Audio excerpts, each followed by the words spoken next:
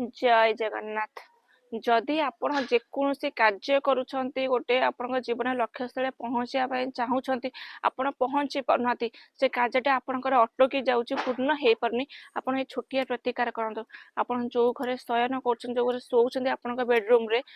जो पूर्व दक्षिण कोण रही से घर पूर्व दक्षिण कोण रही से कोण में आप गोटे मयूर छटिया लगे दिंतु देखिए आपण कौन से कार्य हूँ असुविधा आसबनी केबे से अटकी रही पुनर्बार पुणी अटकी जाइथिबा कार्य आपन चालू हेबे ये छोटिया प्रतिकार करंतु आपण देखिबे आपण जीवन में कौन सी कार्य अटकबे सब सक्सेस ही पाइथिबे